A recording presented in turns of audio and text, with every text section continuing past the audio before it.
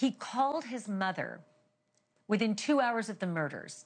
He called his mother as he returned to the scene of the crime, not even 2 hours later. He called her 2 more times and all told spent 3 hours on the phone with her. Was this out of character? Was this a binge of calls to mom that you were able to identify on his telephone? This was his normal behavior, reaching out to mother and father repeatedly. If one didn't respond, he would reach out to the other.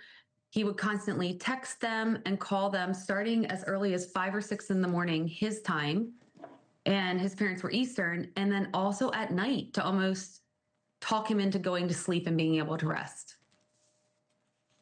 So, Jared, as I was looking at some of the text messages, I was so, I don't know, I was just jarred by the way he referred to his parents. He texted them. Now, correct me if I'm wrong, but the wording is pretty close.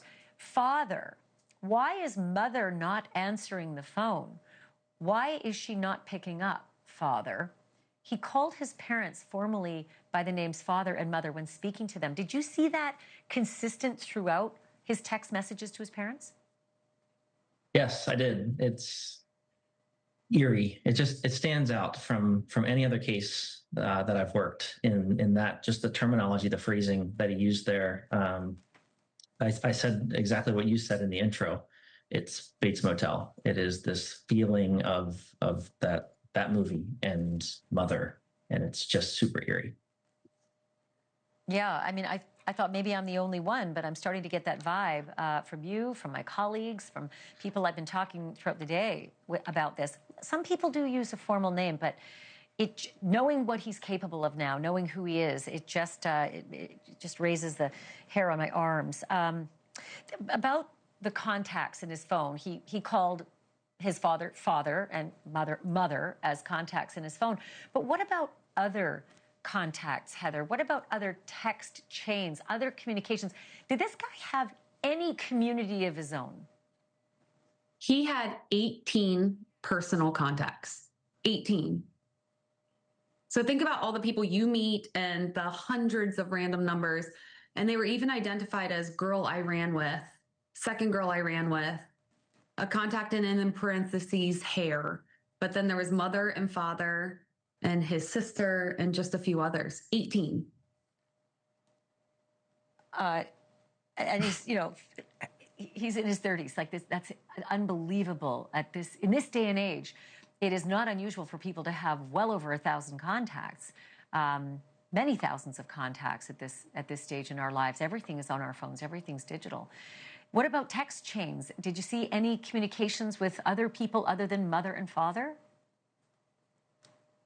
Not really. No, it was, I couldn't name a single person that he communicated with other than just his parents. There was some one-off communications here and there, and there was some emailing and other things. But for texting, if you think of the friend that you sent a message to on a whim, there wasn't one single person like that. And I know that we learned during the final hearings before he was sent packing to the Idaho Maximum Security Institution that he had done quite a job at scrubbing a lot of his devices. How good a job, and how were you able to get past some of what he thought he put over on you? This was one of the hardest investigations I've ever worked in 23 years of looking at digital data. He cleaned up well. He knew how to use VPNs. He knew how to use incognito browsing. Where he messed up, downloads on his Android device. He also didn't consider the fact that even on a PC, if you delete, every contact leaves a trace. So we can see the files when you turn something off. We can see when you clear something. All of that was left behind for us.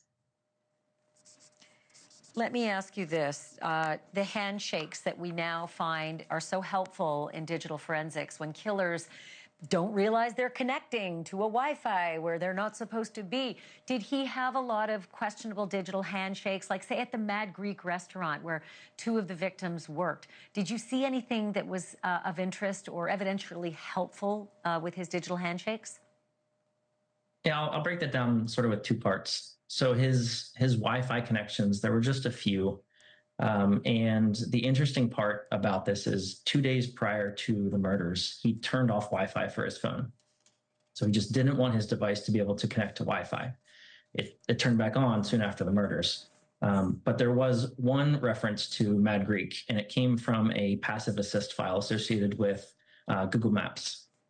So if you open Google Maps and you search for restaurants near me, if you're near Mad Greek, it would populate, and that reference was then logged on his phone. And then the other question I have for you is, we just looked at that selfie. We had it up on the screen that he took within hours of the murders. He's freshly washed and he's got the thumbs up. He looks like he's in a bathroom and he looks extremely proud. Were you able to ascertain anything about that photo? Did he manipulate the photo? Did he screen grab it bigger? Did he rest on it for, hours or minutes? Did he send it to anyone? Did you see anything of interest about that picture? So this photo jumped out to us right away. And I remember us asking the FBI at the time, have you seen this? And they said, yes, we found that already. We're like, okay, but look at his knuckles and how white they are. To us, it looks like someone that scrubbed them and had to get something off, maybe blood or some kind of residue off his knuckles. Also, the Band-Aid on his finger was there. In that image, you can see a shower curtain. In later images that he had taken, the shower curtain from his apartment was gone. So just small details like that. But he didn't have friends to send this to. And I don't think it's a photo that he would have shared with mother or father. We didn't see any manipulations or access to printing. So it's almost as if he did this and several other selfies of similar nature, but with fewer clothing for himself. Yeah, it was normal for him to take selfies and do nothing with them. They weren't sent to a person. So sorry to interrupt, but let me be clear. We've only seen this selfie on the morning of the murders. Did you find other selfies that he took of himself, either in the bathroom or elsewhere, the morning of the murders or that day? No, not the morning of the murders. Just in general, his selfies that he would often take like flexing his muscles and shirtless. But again, we have no idea what he did with them. It was just a photo that was taken, and there's no evidence that he was sending them to anyone. It's just kind of for himself.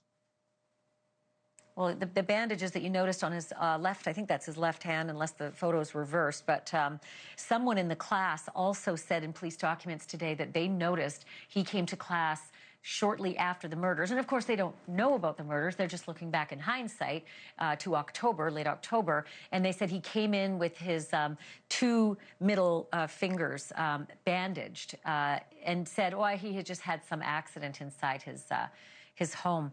One last aha moment that the two of you had, Heather and Jared. He said that his alibi was that he was going to be out stargazing that night, out in the middle of the night, stargazing. But you found something about the phone that would have absolutely obliterated the alibi. Can you explain that? Sure. Yeah, it seems silly to even write it. But on the night of the murders, he physically pressed the side button and turned his phone off. And that might not seem too significant, but it really is, because it proves that this human was awake at 2 whatever in the morning and turning his phone off and then later powering it back on. And the crazy part was writing in a report that a phone can't take photos while it's powered off, but just to prove that his alibi was ridiculous. But he turned his phone off, and then these people were murdered, and then he turned it back on. That's what happened. Well, and also, he turned the phone off at 100%, so he could never say the phone just died. Phone was fully batteried up. Heather and Jared Barnhart, I cannot thank you enough for this interview. I could talk to you for hours and hours. I'm going to have you back as well. Thank you for helping us sort of sort through a lot of this. Really appreciate it. Thank you for watching. Subscribe below and download our NewsNation app right now on your phone, and you will get fact-based, unbiased news for all Americans.